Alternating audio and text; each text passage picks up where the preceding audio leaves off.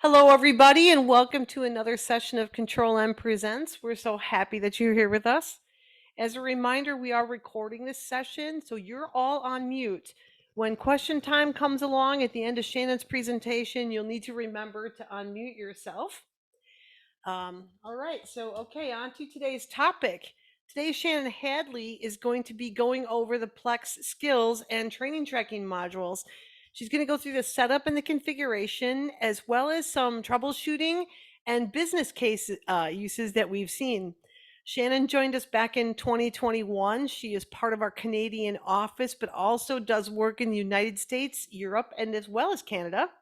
She's also fluent in French as well as English, so she's able to provide support in either language. So without any further ado, take it away, Shannon. Thank you, Patty. What a great introduction.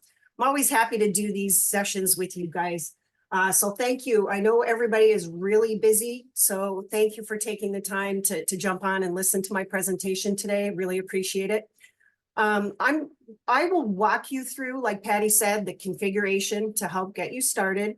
And along the way, we'll talk a bit about the benefits of setting this up for your organization. The great part about this session is that while I'm going to show you all of the great things you can do, it's not an all or nothing approach, meaning you can set this up in pieces at your own pace and still end up with the same result with immediate benefits along the way. So with only a little configuration and a bit of data entry, you can get started and see some of those immediate benefits. So let's get going and let's get you on your way. So tracking employee skills in Plex is the best way to ensure that your operators are properly trained and certified to work on, say, specific machines and products in your organization. Skills tracking and training tracking can be set up individually and do not have to be linked together. But you can set up courses and training that will automatically add that skill to your employee's skill matrix once completed. And we're going to review some of this in our live demo in a little bit. What I'm showing here on my screen is what a sample final skills matrix can look like. It's color-coded to be able to quickly see which employees have which skills. Now, a skill can be anything you want to track. Machine operation, diplomas, or certifications they may have, or even just general experience. This is a great way to also track who knows how to do stuff because they've done it in a previous role, but not necessarily doing it now. Tracking skills is beneficial to be able to very quickly see who can take over for, say, an employee that went home sick or didn't come in at all, and you have an urgent job to run on a specific machine. You can quickly look here and see who is qualified. So let's start from the beginning and get you started in setting this up. We'll start with skill levels. The first step is to determine the skill levels that will be used as a company standard to set the basis for all employee skill levels. These can be as detailed or as simple as you would like. I would recommend, however, not going too detailed or too many color codes, especially if you're looking to be able to make determinations at a quick glance. With a lot of colors and levels, it will make it a bit more challenging to make those kind of determinations on screen very quickly. When setting this up, I generally see levels such as novice, intermediate, advanced, or expert. And you can use any variation of those same words if you prefer. Basic instead of novice, for example. Once you're on the skill levels screen, you can click Add in the blue action bar to begin setting up your skill levels.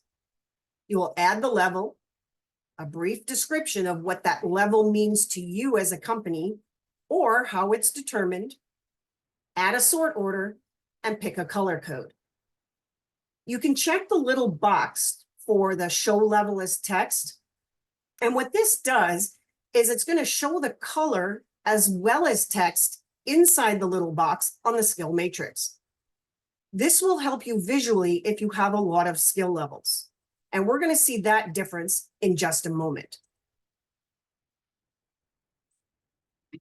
Once you've set up all your skill levels, it should look something like this. Here, I'm showing some different options and verbiage to help you with the setting up of those skill levels. You can see I've provided some different wording options. And I'm just going to pause here for a moment in case anyone wants to grab a screenshot of these examples. And while we're waiting, keep in mind this session will be available on our YouTube channel in about a day or two, where you can pause and play as needed to help get you started. And while you're there, feel free to check out all of our other videos that we have available from past sessions. It's worth giving it a browse because you never know what you might have missed.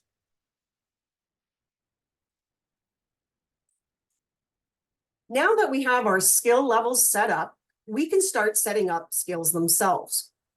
You navigate over to the skills screen. Before we start adding the skills, we'll need to come up with a predetermined list of what those skills should be, and we'll have to group them into buckets. The buckets will help keep our skills under the same topics. The skill could be proficiency on a specific machine, example CNC1, with a group of machine/equipment, for example. Let's say our first group or bucket will be machine/equipment. If we click group in the blue action bar, we can add that group and click OK. And now we've added our first group. Pretty simple so far, right? So once we've added our group and we're back on the main page, we can now add a skill under that group. Like always, you click add in the blue action bar. These here can also be color coded. The skill code will require some thought. Now, what I mean by this is it needs to be kept long enough to have meaning, but not too long where it makes your skill matrix run on forever in that first screen we saw. Here you can see I have one group and two machines listed in that group. Once we have the base set up, we can now go ahead and start linking these levels to employees.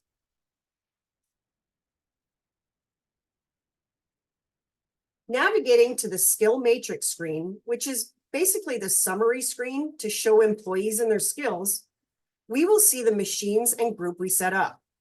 But we don't have any employees associated to those skills yet.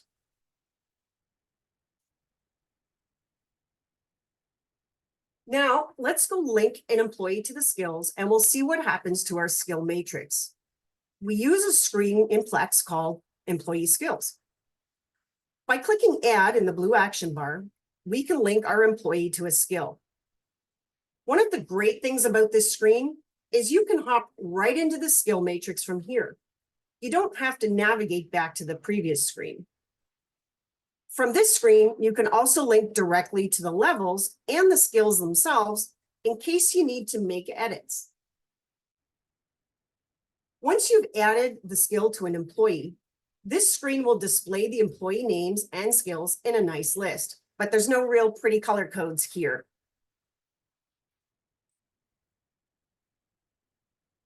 Once I have them linked, I can now use the skill matrix screen to get a summary of those skills for my employees. You can see that I have Adam and his skill level on each of my two CNC machines.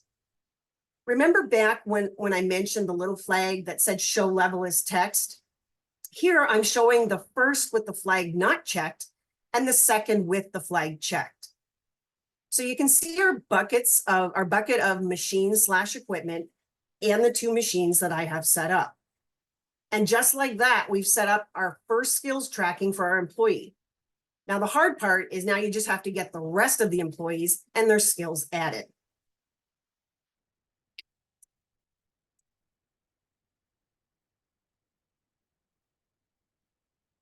Think of courses as any training or certification that your employee would need, or any events that would need to occur for them to have skills. For example, we could have a course on machine safety. This is required to be completed by any operator on any machine in the facility. Maybe you also need to track eye exams as part of a prerequisite to being certified machine operator on a piece of equipment. The skills are the requirements for being able to meet the objective of the training. We will start today by creating a course to be able to certify our operator, Adam, as an expert. Here, I've added a course called Machine Safety General with a course code of MAXSAF/-G. You can also group these courses into types. Example, safety, machining, tooling, other. I have flagged this course at a frequency of every 12 months. I'm linking my training to a specific skill, CNC Machine 1 and skill level of expert. So what that means is once my employee completes this course, the skill matrix will automatically update and he will get a skill level of expert in the skill of CNC Machine 1. While the course list is used to track the various courses that could potentially be taken, the training records module is used to document individual instances of the actual course. Here I'm showing two courses that I've set up. One that is linked to a skill and a skill level, and the other is not. So this is just to show you for today, but you can use any combination of these as you require for your organization. Just like taking the time to document the skills, you will also have to take the time to document what kind of course you need to set up. Determine if those courses are to be given internally or externally, or how often they need to occur. And of course, decide if those courses, once completed, will update the employee with a particular skill.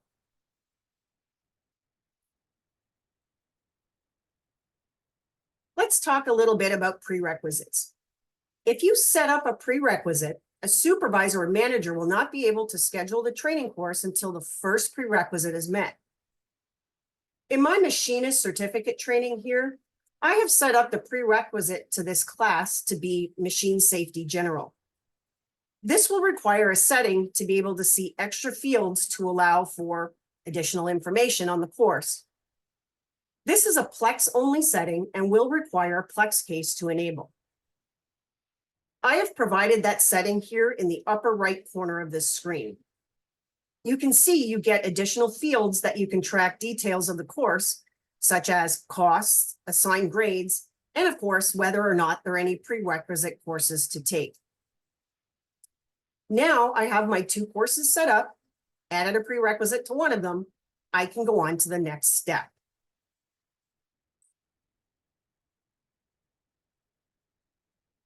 Once the course has been entered, you can drill right into the course itself and edit or add additional details. You can track, for example, minimum and maximum number of students, duration, and even the cost of the course if you'd like to. You can also set them for instructors to be internal or external to give the training.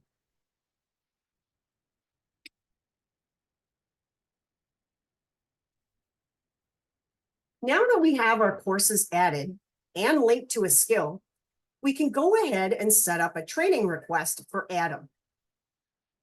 In order to schedule a course for Adam, you will need to use the training requests screen. Alternatively, you can also use the training requests mass add screen. This screen will allow you to add a course with many students really easily and not just one by one. Navigating back to the main screen, we can see the request for Adam with the course has been added. You can have employees themselves request training, and this can be set up to use from the employee portal. I will not cover this portion of the configuration today. I just wanted to let you know that this is also an option. Once I click Add in the blue action bar, I enter the details of the course. Plex will prompt to add the attendees of this session. You simply checkbox the list of users who need this session and click OK. It will bring you back to the main screen where you can see the session scheduled with one student. Just a little side note here, you can also link training courses to specific part numbers, operations, or work centers by drilling into the training details section.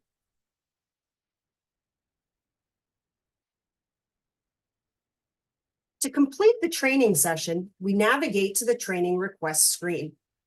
Filter on the course and status to find the completed course. And once you have the course, simply highlight the line and click on Edit. Once in the detail, we can click on the students link and then a students list. Here, you can print a hard copy of the attending students. Once we drill into the training session, we can see to add the time in class and the grade they achieved. We can simply fill in the attendance record and grade per student, and that's it. Once we've told Plex that the student has passed, we will see the skill level that we assign has been given to the employee. Here we can see a list of specific skills by employee in the employee record under the skills tab.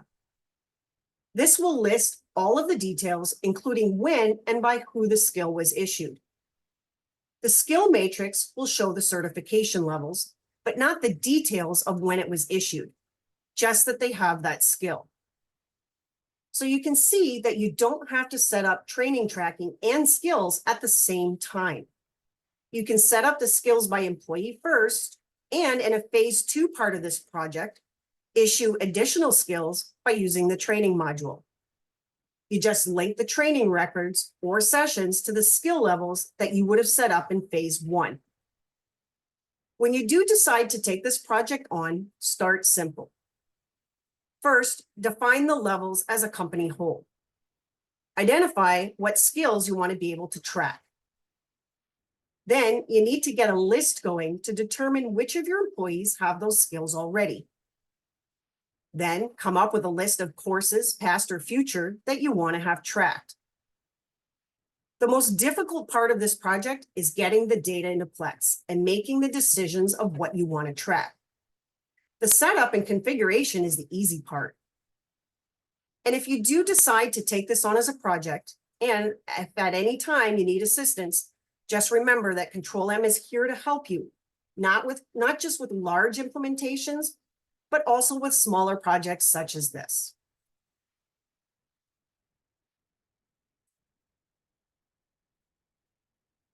There are a few items I wanted to bring up that may cause you some grief while you're setting this up. Make sure that the users you are going to be tracking skills or training for have the employee flag in their user record in User Manager. They will also need to have an employee record set up. Inside the employee record, validate that there is a reports to. And without these, you will run into difficulties scheduling and tracking skills and training.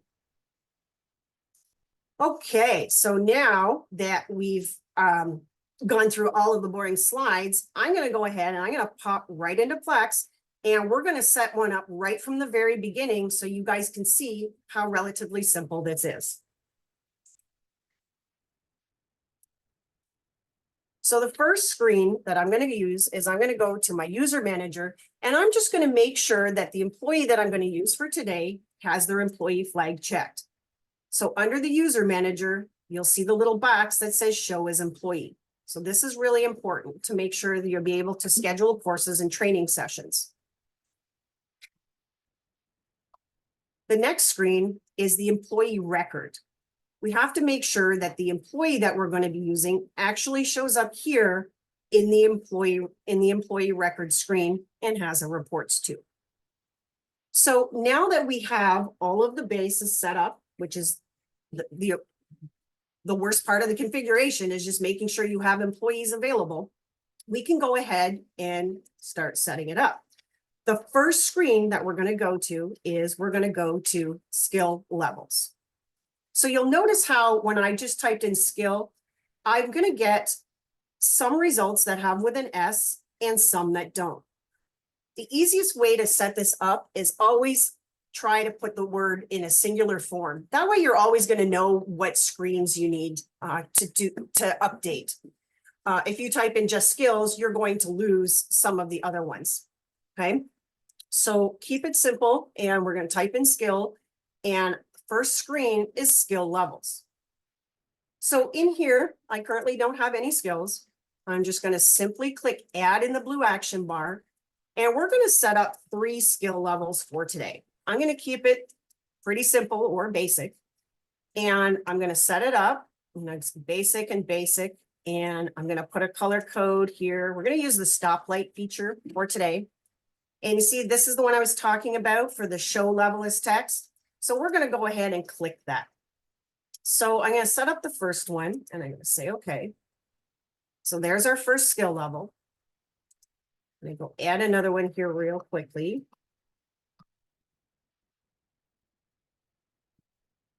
And we're going to use a yellow for this one. Let's say show level as text. And we're going to add another one and we're going to call this one expert. We're going to use a nice green for this one. So we've already done the first step. So if you already took the time to identify the skill levels as a group or as a company whole, you can see that just setting up the skill levels is pretty basic, right? So the next step that we have to do now that we have our skill levels is we need to set up a group, right? We're going to group them. So we're going to go to a screen called skill. And we're going to go right here into skills. Okay. And there's our group button. I'm going to go ahead and I'm going to click a group and I'm going to say add. And we'll use the same one that we saw today in the presentation. Okay. And I'm going to simply say, okay. So now I've added a group. I'm going to go ahead and click the back button here. So now I'm in my skills screen and I'm going to go ahead and we're going to add 2 skills for today. The first one I'm going to add is CNC1. And I'm just going to keep it all simple here. You guys could have some more information in the description of what that actually means, that skill. And it's defaulting to machines equipment because I currently only have one. If you had multiple, you would be able to select them in the list. And I'm going to say, okay. And I'm going to add another one and we're going to call this one CNC2. Keep it simple. All right. So now we have our skills of CNC1 and 2, and we have it all grouped under our machine equipment. Okay. So let's go take a look at what that summary screen is. And if you remember, it was the skill matrix. So if we go look, you'll see how it's going to be laid out. Right now, we currently don't have any employees linked to our skills, but you see how it puts the title up here for machines equipment with the skills listed below. As you set up more groups with the different skills below, this screen will actually kind of shrink up a little bit and then keep running on to the right. So now that we've got everything set up, pretty simple, we're going to go ahead and we're going to link an employee to at least one of these skills. Okay. And if we go back and again, type in skill, we're going to go to employee skills. And we're going to click on add here.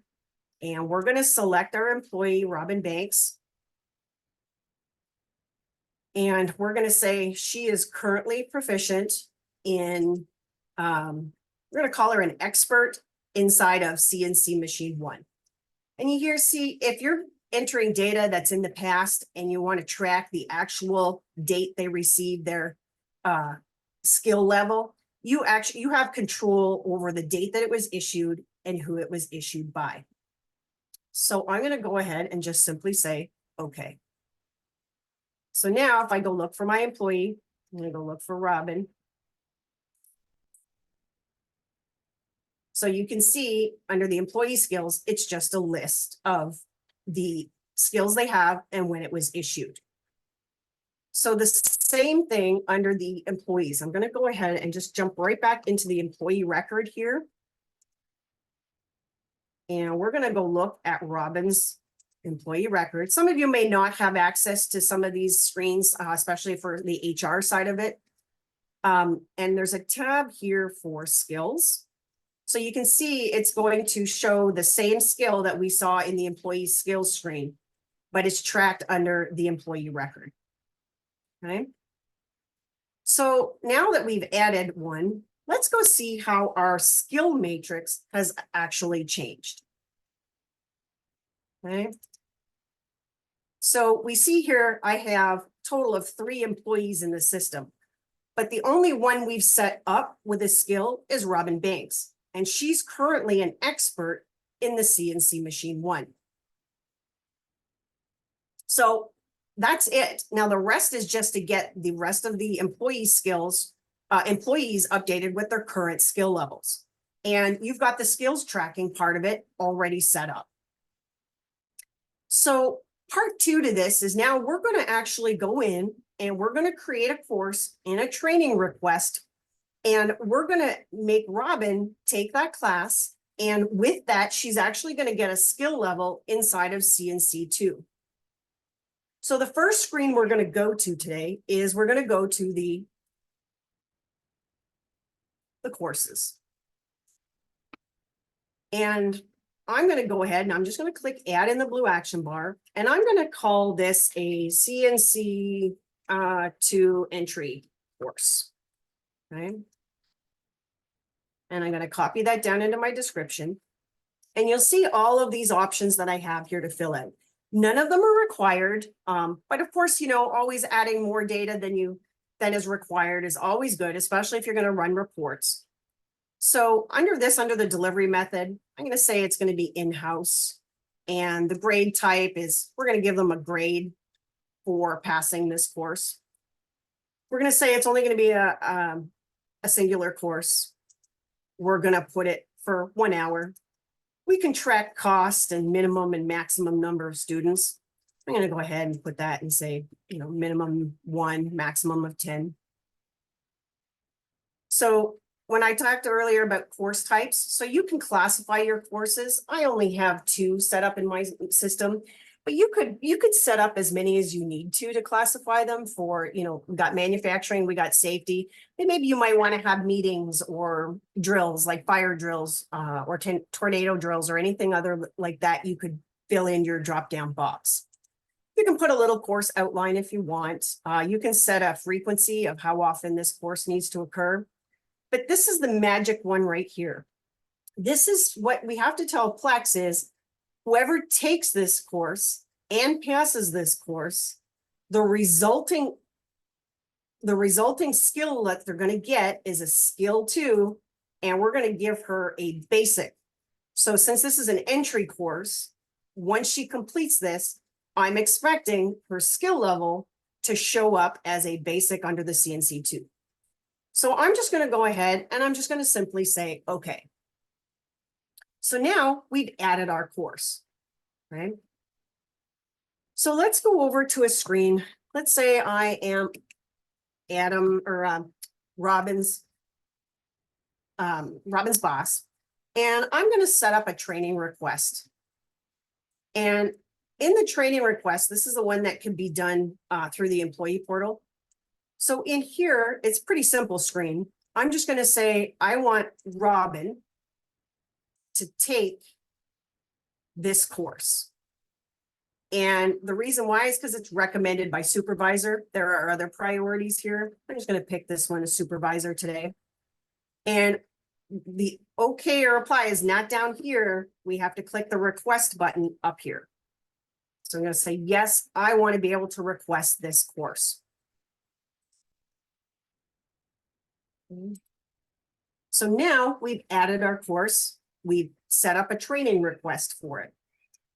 So once this comes along, and depending on your process of who requests courses versus who assigns the courses or schedules them, maybe they got to call an outside party to come in and, schedule up a date.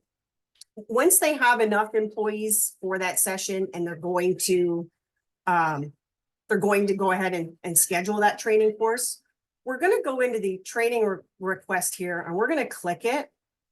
And we're going to change the status to an approved status. It's good to go. We're good. It's ready to schedule up the training session. Okay. So now what we're going to do is I'm going to go navigate over to training sessions here. Oh gosh.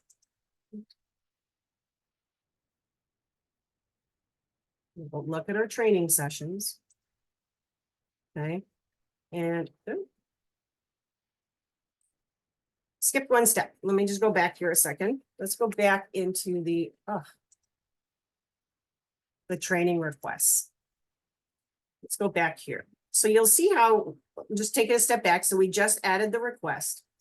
There's an option up here for admin options. So you'll see here when I click on one or the other, you see how it changes the screen.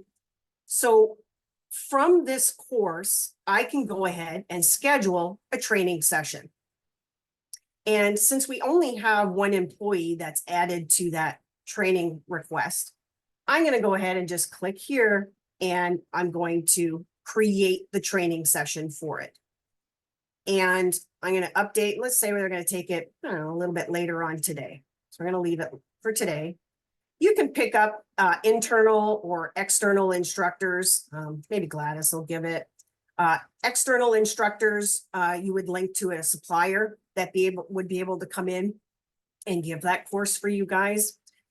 So I'm just going to keep it simple and I'm going to go ahead and I'm going to say, okay. So now we could actually have some emails go out to the users once the training course has been scheduled. So now back to where I had skipped, I'm going to go and we're going to go look at the training session that I scheduled. Okay, and there it is. So we're scheduling the actual training date for that course today, this afternoon, and it's going to be internal. So what we're going to do here is I'm going to go on edit and I'm going to make sure that in my students attending, we're actually going to put Robin as the one that's attending. Okay, and we're just going to say, okay. So there we have our course. So there's some other things. I'm just going to drill right back into the training session here. So you'll see how it pre-populated from our actual screen. That's when we scheduled it from the request. It pulled that information in and populated our session. So now we've set up everything we need to. The only thing left is to actually have somebody come in and do the course. So once the course is complete, okay, where we go back is, let's go back to our training request screen. Okay. And we're going to come in here and we're going to click edit on the original request. Nope. Forgot that button again. We're going to filter for the admin. And if you click summary, it's not going to show. If we click in process, now it's going to show because we've already scheduled it. So now I'm going to click on my request and I'm going to come in here and I'm going to say edit. So I'm going to click on complete. Plex is going to prompt me and say, hey, have you verified the attendance and grades? And I'm going to be like, uh-oh, no, I didn't. I'm going to go ahead and say no. And what it's going to do really nicely is it's going to bring you right to the screen that you actually do have to update. Here we had our student Robin. She was in it for, say, 1 hour. She passed and she got a grade of 99% and she attended the session. So if you had other employees in the same session, you would be able to fill it all out all at the same time. So I'm going to go ahead and say apply. And I'm going to click back again. And we're going to go back to the screen. I'm going to try my complete button again, except this time I'm going to say, yes, I have. Everything is good. And I'm going to say yes. And it's going to ask you to just verify the information. I'm going to make sure I create a training history record for it and finalize with a complete button. Okay. So now what I'm expecting to happen is that since Robin passed the course with a 99% grade, and we set the skill level for C and C2 to be a basic entry level, I'm expecting and both hoping that it updated my skill matrix and my employee records with the new skill level. So I'm going to go ahead and type skill, and I'm going to go look at my skill matrix, and I'm going to hit search. And there we have it. Because Robin completed the course, she automatically got updated with a skill level of basic under her CNC2 skill. And if we go look at the employee skills, oops. Go look at the employee skills, we can see the same thing, but just in the list form and who is issued it. And this was because I had Gladys give the actual course. Okay.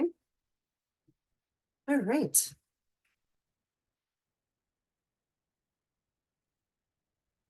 Oh, sorry about that. So now that we've done the demo and we've got everything set up, there's reports and other screens that you can, take a look at the details and validate all the information. Some of that data is actually exportable. And if you're feeling brave and you have a lot of employees, you could actually do some uploads as well. So one of the things I came across was to provide a little slide here for some troubleshooting tips. So on this screen here, if these are the two most common ones that come up, right? So if your skill matrix didn't update, remember how in the beginning, we made sure that when we set up the course and skill levels, if you do that after the fact, have the course and then update after it's already been scheduled with a training session, it's likely not going to update the employee skills with that after the fact. You might want to cancel the training session and restart. And when we first started the demo today, I did a quick little look-see into the user manager and the employee record. That is definitely going to prevent your list from populating with the employees to be able to select to either take or give the courses. Okay. And the last slide here, I've listed a few business case uses for your training module. Now, keep in mind, this is not a complete list, okay? But hopefully it's enough to get you thinking and really, oops. Sorry about that. The options are endless. The tax purpose one is one that is used most often. It's a great way to track all the training that's given to employees and be able to pull reports on who and what and when it was given. And, you could also add expenses to each of those training sessions.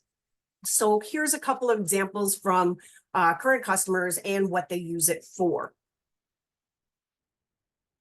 Okay. And that's all I have for today, guys. Thank you. Is there any questions that I can help you with for today?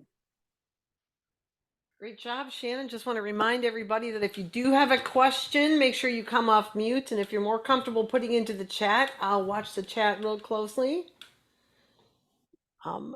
One thing I will say while we're waiting for questions is that if you are going to have to go through any employee records manually, make sure you check the shift associations at the same time. It has nothing to do with training, but there are some reports in Plex that only work if you have a shift associated. So that's a great point. Thank you, Patty. You bet. You bet. Questions? I do have one. This is Daisy with Morton Bakery. Thank you, Shannon, for the information. One of the capabilities we're looking for is we have refresher training, right, on an annual basis for our team and mainly for like management. Is there a capability in Plex where you can have an integrated quiz that they could take against like a scheduled training that you can put out for particular employees? Oh, that's a great question. So you're looking for like a pre-populated form that you could pull in to have them to fill out, right? Correct. Yeah, I don't know, Daisy. I'd be happy to take a look and see if there's anything. See if maybe we could even incorporate something like checklists or something into that module. I'm not 100%, but if you want to take down my email there and send me an email and with your contact information, I'd be happy to take a look at that for you. Sure. Great. Thank you. Great question. Thanks, Daisy. Shannon, we have two in the chat. Jessica wants to know how you tie shift our skills to positions. Is it possible to tie them to positions or only to people? That's also a great question. Well, I have Ooh, Jessica's email, so if you want, I Yeah, can I can follow up with yeah, her. that would be great. I don't know the answer offhand. So for sure, I'd be happy to just follow up on that and give you a yay or nay and, maybe a couple of screenshots if so, get you through it. The next question, Shannon, if you don't mind, I'm going to take on my own. Bill Brutzman asked if we can add skills to directly to individuals without courses. Yes, you can. It's just a different rollout of. It's just a different rollout. I believe you can, right, Shannon? Is it you can do courses without skills? Can you do skills without courses? You can do courses without skills for sure, and you can do skills without courses. As long as you have the skill, you can link it to an employee. You don't have to go down that route.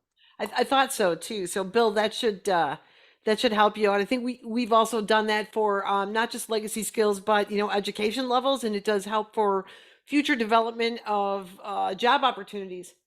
Um, uh, let's see. Someone just asked if we can be notified when the recording is uploaded to YouTube. It should be up there by 5 p.m. today, 5 p.m. Eastern. I plan on actually chugging it as soon as we're done with this session.